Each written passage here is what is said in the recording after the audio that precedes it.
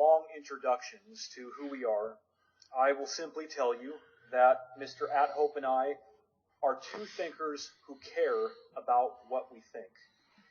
Mr. AtHope and I are good friends. We are both autodidacts. That means we're self-educated people. And we frequently hold conversations with students on college campuses. He is not feeling well today. He has a cold. He's tired. He's pulling through. He's a champion. So he will be going first. And without further ado, I yield the podium to him. Hello, I am Damien AtHope. And I want to ask a question. What is homelessness? Is it simply a lack of a shelter, such as a covering over one's head? If so, is someone who is standing or sleeping under a bridge or under some other type of covering no longer homeless? I would think not, but then again I am wondering, what is it to be homeless? What does it mean when you say homelessness? If it is having a shelter on all sides, are those in a box or are those in a tent no longer homeless? I still cannot see that that is adequate, and it to me cannot be considered to be a correct use of the term. Therefore, it must be more than a covering. Is it not?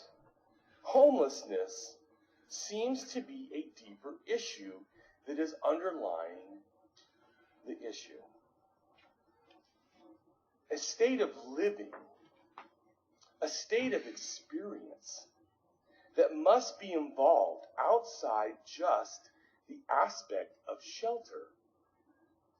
Therefore, homelessness would seem to not simply mean you are sheltered, as one can be sheltered by squatting in abandoned buildings.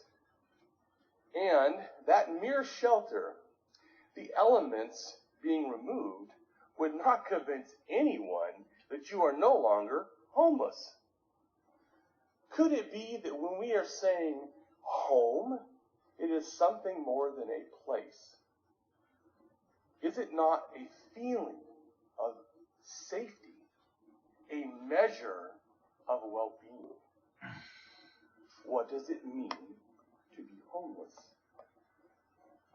Is it security? Is it comfort? As a sheltered aspect seems clearly inadequate for the term, seen in how many people who even get temporary housing can still be considered homeless. So shelter does not remove the status that one holds of homelessness. Homelessness could then be said to involve maintaining regular, safe, secure, adequate personal residence, not only for one's person, but one's things. Then I wonder, do we know what this deeper issue is that is obviously hiding behind the loaded term homelessness? Do we really know what it is? We must, at some level, know. Most people can hear the word homelessness and feel that they are sure they know what the word means. Do they not? Homelessness, it would seem, attaches to a condition of risks and crisis. Simply, help is needed ASAP. That well-being is in violation. However, do most people think about this, meaning this deeper thing, or do they just use the convenient label as a provided term to classify others who are not living to the accepted norm of society? Is it a label of oppression? Are these people who are seen on the boundaries of society good or worse? not even part of the society by being homeless. Ask yourself, are homeless seen as part of society or not? If not, why? This makes me wonder, is there something that one must do, one must be, or one must have to be added to a part of the society? If there is, how can we not ask who gets to decide what that is? And why do they get to decide? Next, the question that should be asked, it seems to me, is the justification. Is there an adequate into society, an adequate thing that makes you part of society? And is it truly an ethical one? Or is it arbitrary?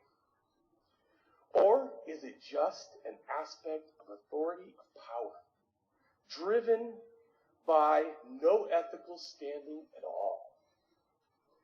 If it is that acceptable to a society?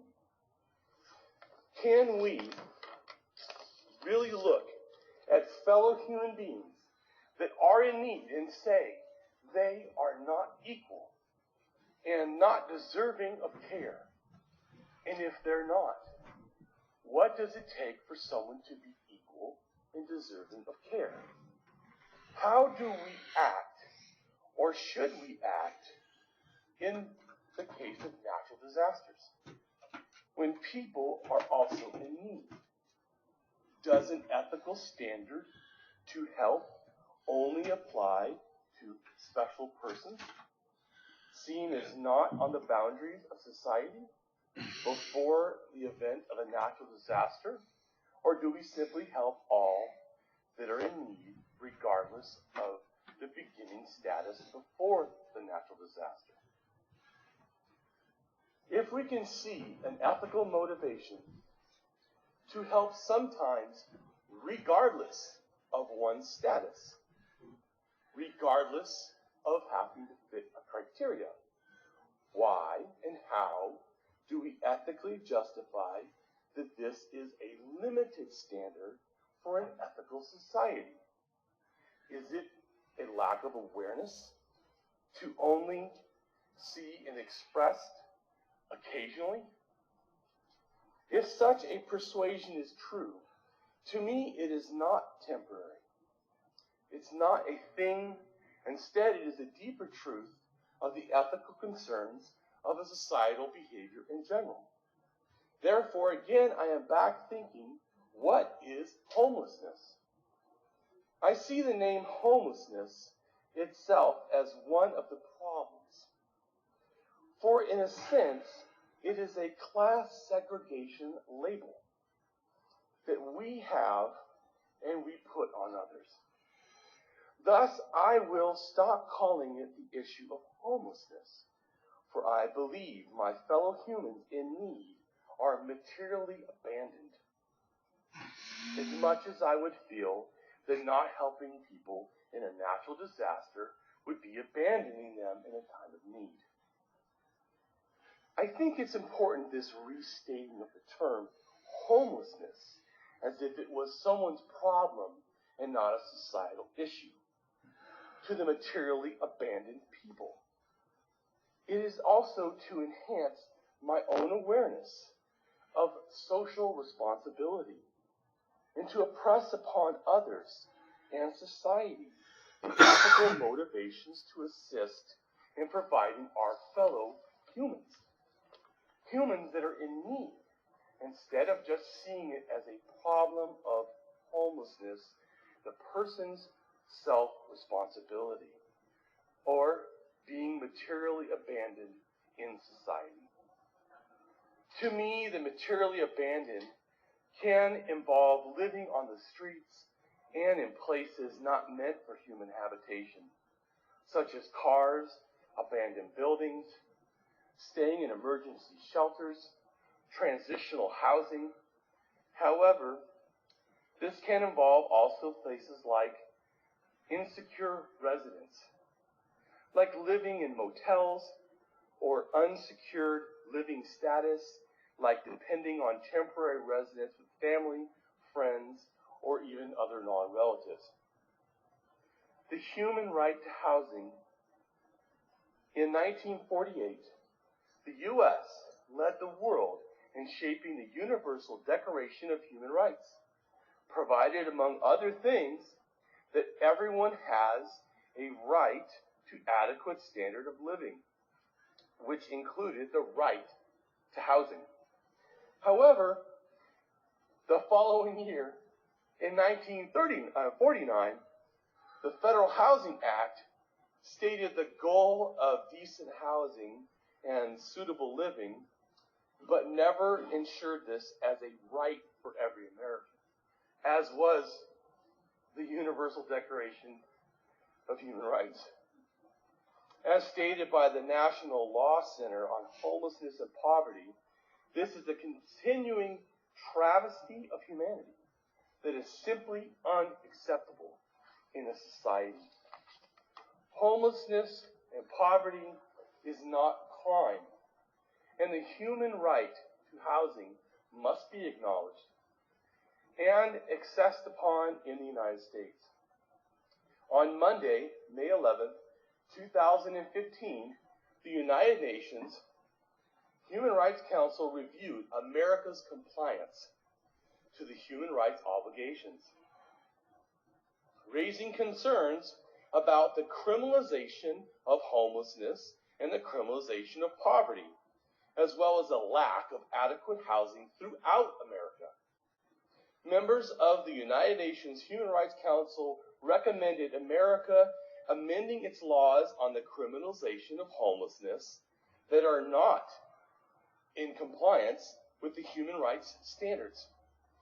There was a call for America to reduce poverty and ensure adequate access to housing. This included specifically addressing discriminatory housing conditions, and numerous countries called on America for ratifying and implementation of the International Covenant of Economic, Social, and Cultural Rights, including the right from 1948 of the right to housing, and addressing the police targeting and brutally attacking homeless, poor, and minority communities.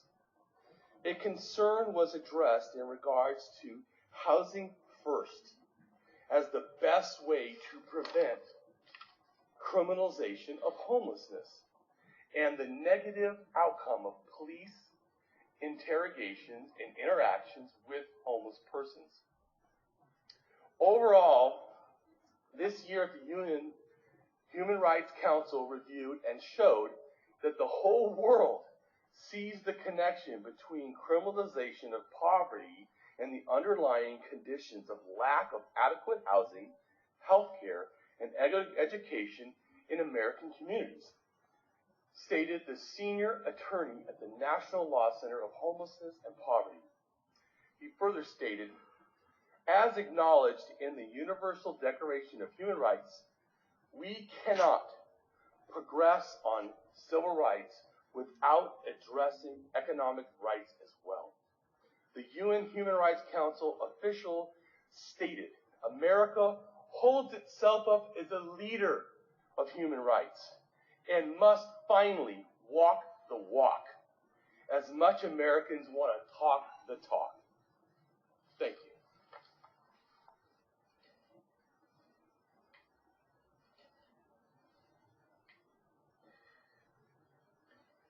It would seem that the question of the philosophy of homelessness would first demand an explanation of philosophy itself. But I'm not going to talk about what philosophy is, as this would require another kind of conversation in which philosophy was the central topic. I'm merely going to talk about what I believe the philosophy of homelessness to be. As I perceive it, the philosophy of homelessness is an understanding of what homelessness is and why homelessness exists. What does it mean to be homeless? In the most literal sense, to be homeless is to lack resources to build a structure to protect oneself from the elements. The violence of homelessness is that man is subjected to the violence of the elements. All this leads to the conclusion of social ethics and economics. Here then is the decisive moral question. Who owns the earth and why? When we think about this question, we can see that the earth is free, something given. Man is born as a citizen of the earth. Hence, an artificial superstructure, a power structure, is imposed upon the earth, which creates conditions of homelessness. And though this may not be the goal of the infrastructure, this is the result of the infrastructure. Man is restricted from the earth on which he is born. Or to quote Rousseau on this topic, the man who, having enclosed a piece of ground, bethought himself of saying, "This is mine," and found people simple enough to believe him, from how many crimes, wars, and murders, from how many horrors and misfortunes might not anyone have saved mankind by pulling up the stakes, or filling up the ditch, and crying to his fellows, "Beware of listening to this impostor. You are undone if you once forget that the fruits of the earth belong to us all, and the earth itself to nobody." What is homelessness? Two things: a lack of land and a lack of materials. This equation always equals homelessness. To attempt to be more precise, the economic claim against the homeless is really a moral claim. Those who do not lack say that those who do lack deserve their homelessness because they don't conform to a system which is by default given the status and authority of proper function. To be moral, one must successfully and faithfully practice this system, which is simply to state the moral presupposition on which this system is based. The strange question of homelessness is how man can be homeless on the earth. The answer is that he is the victim of an artificial system that is imposed upon the earth. Private property is not the natural division of the earth. In order to tackle the problem of homelessness, therefore, it would seem it is necessary to deal with this artificial system. That is to say, the problem is systemic and must be dealt with systemically. Why are people disturbed by homelessness? One reason is because homelessness is a form of violence, because it stands as a threat of violence to those who refuse to conform to the system. Homelessness comes before us as an ultimatum. Look what happens to those who don't obey. But homelessness is just one manifestation of the violence of this system, which is formally known as capitalism. The way capitalism deals with homelessness is to impose a moral tyranny, that one should conform to an artificial system of work and private property, even as this property is an arbitrary distinction, even as this system amounts to the will of a minority imposing their morality on the majority.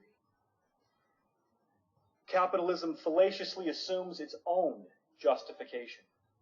Capitalism assumes that a greater emphasis of capitalism is the solution to homelessness, as well as nearly every other economic problem. However, my friends, let us get it straight. Homelessness is not due to a lack of resources, but is the tyrannical outcome of a moral and economic ideology which monopolizes those resources. And the problem is that this ideology is imposed from the top down. If we will deal with homelessness, we have no choice but to deal with the system in which homelessness is itself generated. This means, whether we like it or not, we have to deal with the ideology of capitalism. If one would deny this, then one must show that homelessness is not a systemic problem. One must show that private property, as a move toward power solidification, does not lead to the material deprivation of individuals. I remember one clever Philistine who said, "Complaining about capitalism is a waste of time. The way to solve the problems of capitalism is simply to earn more money, to increase one's wealth." Yes, and the way to solve paralysis is simply to grow a new spine. Hence, the problem of capitalism, among other things, is that it consigns the masses to wage slavery. There is no way to make more money in a system that is dominated by selective accumulation. Not to mention that exploitation is required to make money within the system of capital. Hence, our Philistine solution can be translated as follows. The way to solve the problems of capitalism is to exploit more people. The man who claims that more capital is a solution to the problems of capitalism hasn't understood capitalism. His suggestions at no point make contact with the defects of the system. This is like saying the way to abolish slavery is to become more proficient as a slaveholder. Perhaps we all know the quote by Bertrand Russell. "The whole problem with the world is that fools and fanatics are always so certain of themselves, but wiser people so full of doubts." I submit to you that our defect is not merely a defect in knowledge, but a defect in the allocation of resources. The whole problem with the world is that greedy people tend to control wealth, while the people who would actually make a difference, if they but had the resources, are condemned to poverty. If wealth was bestowed, as opposed to being a form of theft, society would have to carefully select its recipients, as this gift in the wrong hands has the power to destroy society itself. I long for the day when man looks back and wonders at the stupidity of allowing the unlimited accumulation of wealth. Wealth is too important to belong to socially unconscious and socially irresponsible individuals, but should in fact be the collective property of the collective individuals who created it in the first place. Wealth in the hands of selective individuals, which is to say the most scheming and privileged among us, results in the negation of society itself. Unlimited, individual accumulation is the enemy of society. But in order to understand all this, one must think deeply and carefully about what wealth represents and what wealth means. In a system of capital, capital is the supreme power. He that has wealth can buy the system. The philosophy of homelessness, then, is the philosophy of a forced state of material being which is generated by an artificial authoritarian system that assumes the right of private property as a natural, social, binding moral state. In short, it is the moral claim that one has the moral right to violently impose and uphold the idea of private property.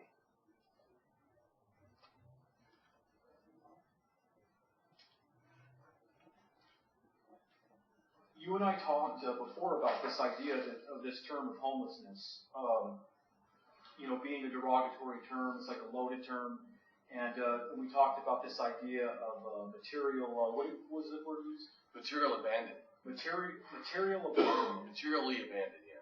So I thought of another term that captures this. Material deprivation. And this term holds that there is a person or group that is doing the depriving. An agent is responsible for the deprived person's deprivation. And so instead of it just being like a thing that happens or befalls the person, it holds that there is a person responsible. And the interesting thing is that the earth does not impose deprivation on man. Man imposes deprivation on man. So if we have material deprivation, we have people responsible that are ultimately doing this. Well, I definitely agree that people are doing this. I mean, people are making a choice. That's why I said I think that the term itself is a flawed term because it makes it sound like that all you need is to have a covering and you're good, when we all know that's actually nothing close to the case. The term is saying home is saying something more than just four walls. It is saying something about safety and well-being, and I do think that the well-being is being attacked, by the society itself. Like I said, what does it take to be part of society? Obviously, it's following the rules of what society says is important, which is like you said, that we're supposed to fall in line. We're supposed to do things a certain way, and that ones that do not are suffering because they've earned the suffering. It's a moralistic thing, but it's backwards. The moralist should be that we care about everyone in society, and these people are. I mean, just think of this: are they Americans? Are homeless Americans? If we'll go to other countries and fight for Americans not to be killed, or we'll trade people, or we'll go to war to rescue people, but we have people in our own streets and we don't care to rescue them? Yeah, I think the point you're making is that, yes, it's been set up as though it's something that's moral, but really it's immoral. Yeah, it's not. Yeah, it's it's not moral. Yeah, I agree. It's a pseudo-morality. It's something that that it looks like it. It's supposed to trying to make it sound like it, but it's nothing of the kind. It's not a moral thing. It's an immoral thing, supported by trying to say that it is moral. Yeah, when I thought about this topic, I wanted to penetrate to the very heart of the topic. I wanted to get behind to the very ethos of what is causing this, what is contingent on, and that's what brought me back to this idea of private property. Because I thought of how insane it is to live in a world where an individual who's born onto the earth, which is essentially, it's just here it's just here. And that yet there are power structures that divide the earth up and telling people that they can't sleep here, they can't do this, they can't do that, because we're selling these things for prices so that people can gain more, so they can have more power, whatever it is. Well, and most of it was done by violence. I mean, we now sell the spoils, as if it's an ethical thing, but, we took this land by violence. Every land that practically is that people were on, had a thing of violence. Nations and like you said, private property from the beginning has been nothing but power and violence. And it just continues today. Now it's just, we have, if people don't follow the rules in this system that's been set up through violence, you're then considered to be the violence itself. In other words, I think that society sees homelessness as a violence against society, not the other way around. So I think it's completely opposite, because they see anything that it reminds me of the manifest destiny. We have the right to do whatever we want. Anyone that goes against this manifest destiny is committing violence. So Indians who fought back as we're stealing their land, they're the violent ones, not us. Well, that's because there's this moral infrastructure set in place as to the way this should be. I would like to do something that's exceedingly important here. It will beg your attention. It will beg your attention as well, but it's important because if I introduce this quote by Rousseau, what it will do is it will center the very basis of what we're talking about here. Rousseau wrote a discourse. It was called On the Origin of Inequality. He wrote it back in the 1700s. Rousseau was a French philosopher. And in this discourse, he found that inequality originated from private property. And what he does, he gets behind the very thinking in this quote.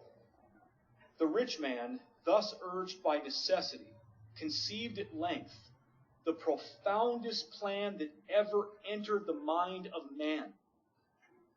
This was to employ in his favor the forces of those who attack him, to make allies of his adversaries, to inspire them with different maxims, and to give them other institutions as favorable to himself as the law of nature was unfavorable.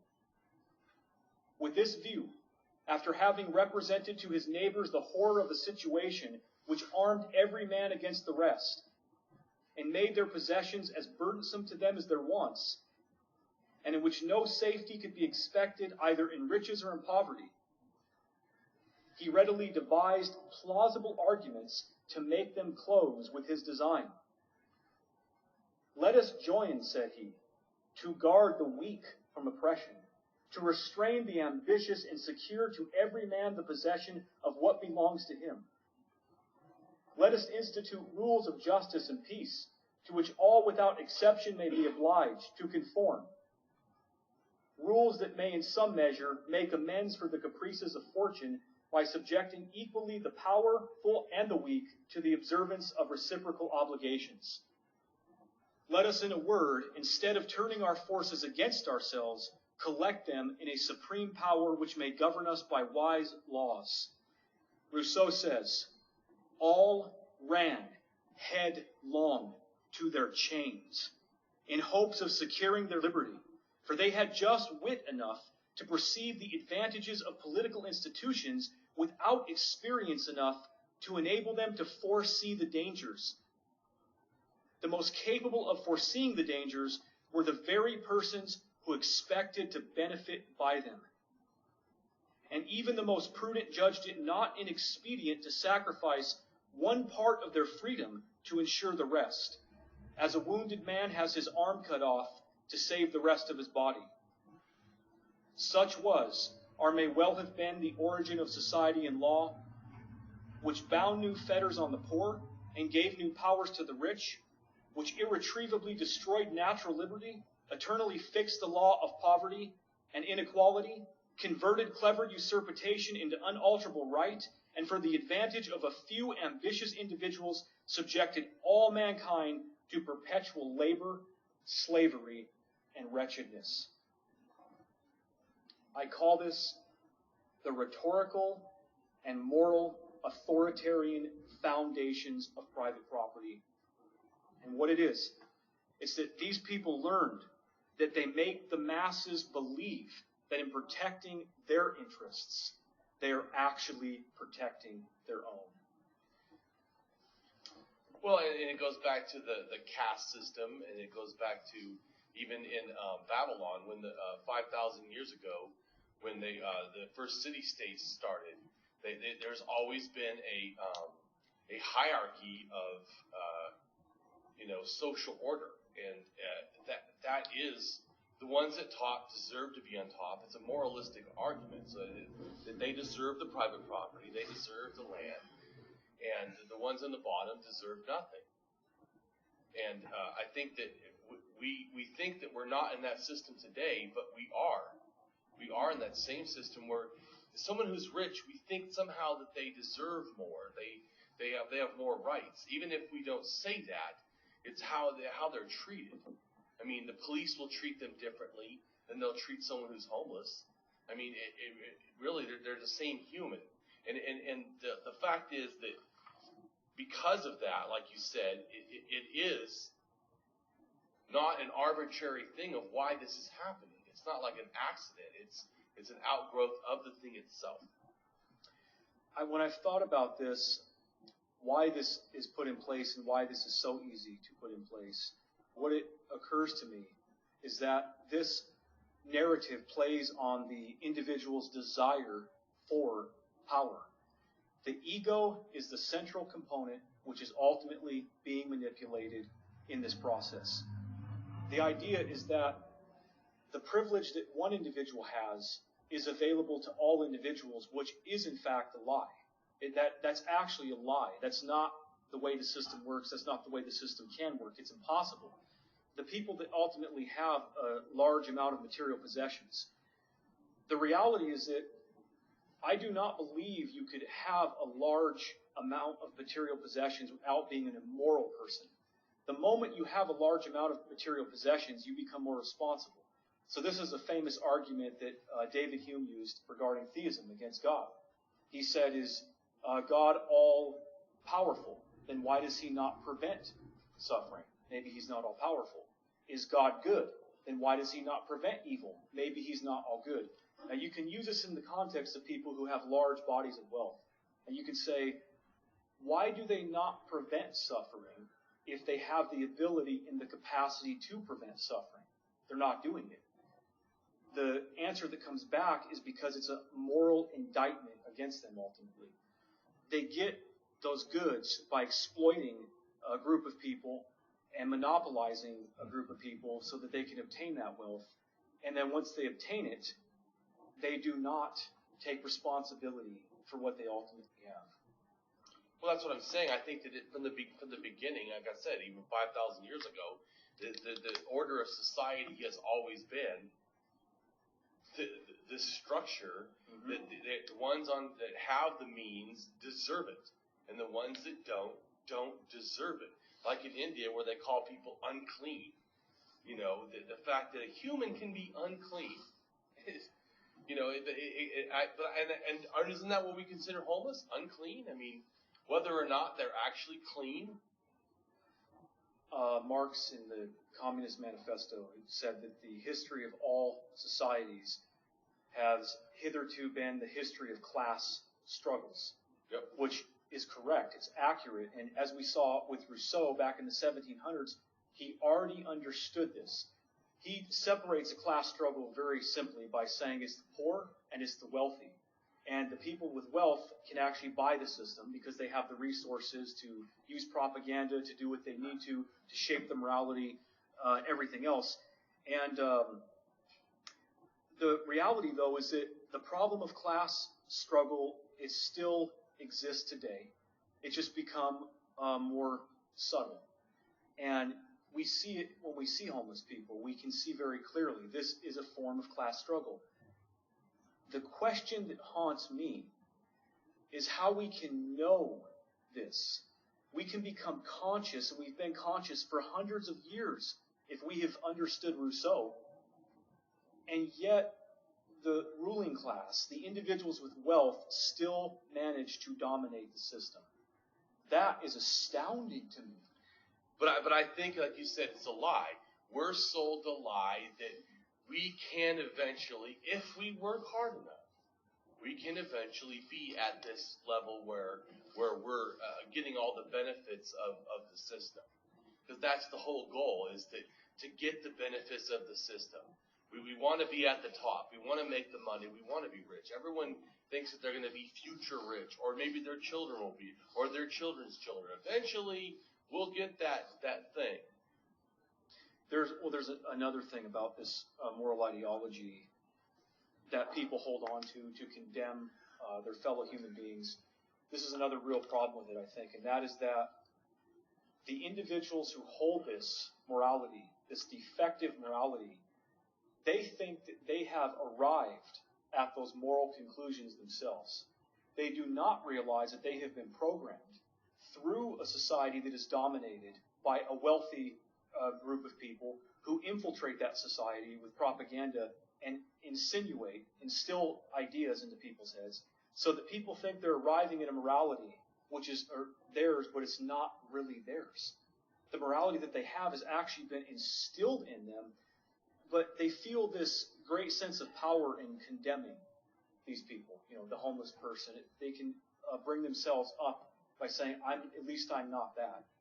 And whenever you get this idea that things are self-reliant, self-determination, pulling yourself up by your own bootstraps mentality, then you get the idea that these people are where they're at because of something that they did, not because of a systemic social problem that they got thrust into.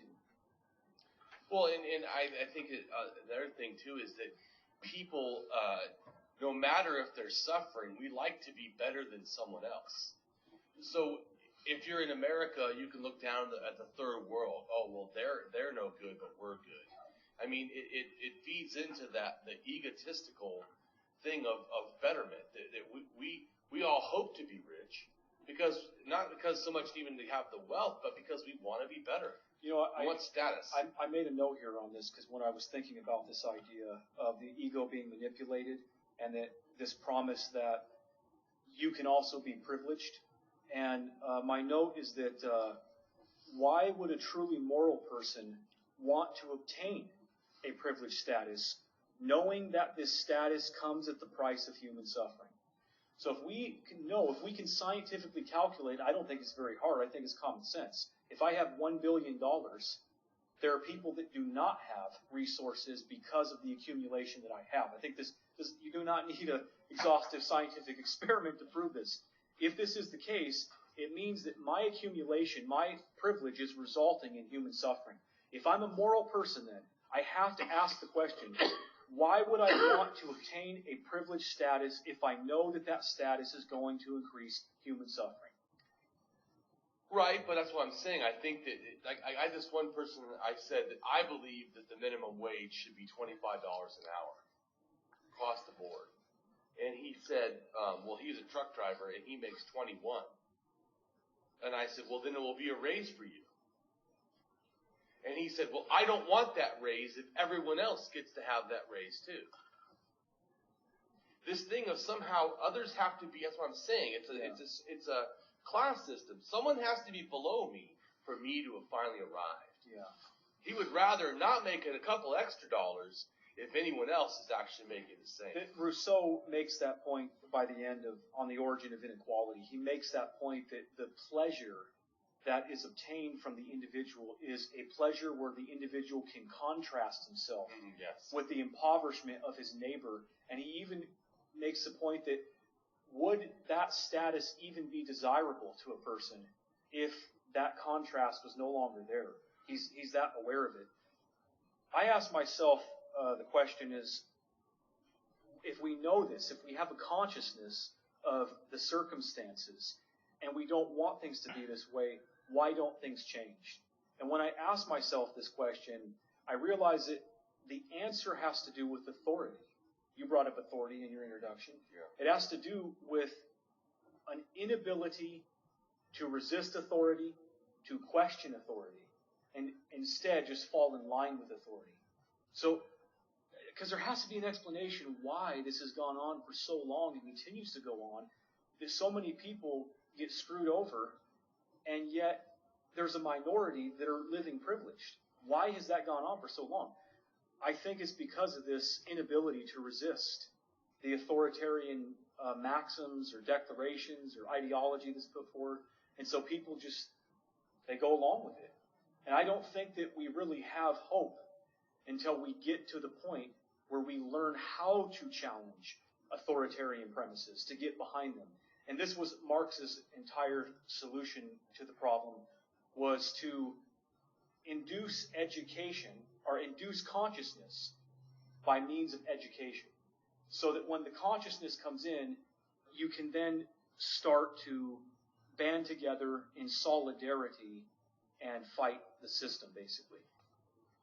Yeah, but I think that the people inherently are, like you said, from a young age are indoctrinated into this belief that there are people that are better and people that are not. I mean, that which is a total fallacy, that there are somehow better humans. I also think that what is holding this system in place is legislation. That I think that's very important, that legislation, because the power of the state moves behind the legislation. So when I kept on thinking about this, I thought, okay, so there's legislation there. So if the system is going to be altered, it implies that a group of people have to stand up, resist the tyranny of the system, and fight for new legislation. It's still not happening because capitalism, the competition of capitalism, has penetrated so deeply into the infrastructure that people in their solidarity are now competing with each other. Well, because it goes back to safety, which is the whole meaning of, to me, of homelessness in general, that the system puts you in a feeling of that you're not safe to check the authority. That even though the authority is oppressive, well, at least it can give you some moderate of safety. And people sometimes are willing to give up a lot of stuff for safety. That was the point from the Rousseau quote. That was the point he was making. In the name of freedom, we'll accept this. So we can have more liberty, or we can have this right or this gain. We'll accept this. And yet he's conscious of the fact that there's people who are aware of this on an engineering level that are actually putting forth these ideas to keep people in control.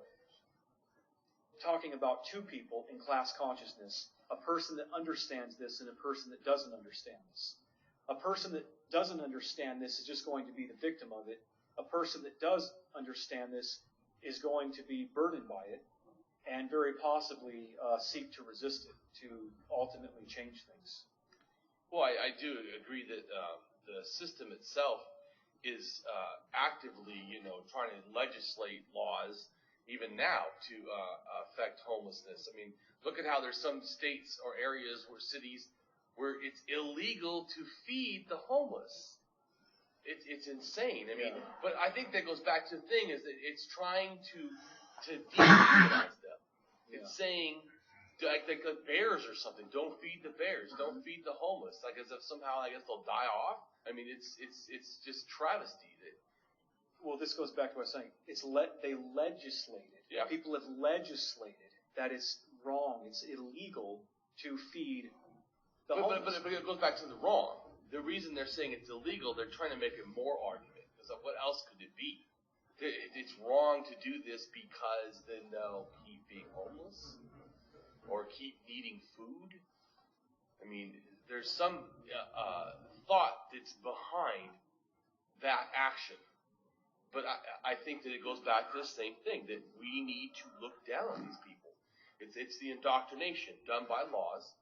It's because it's saying it without saying it. It's basically saying no one should respect homeless as actual people.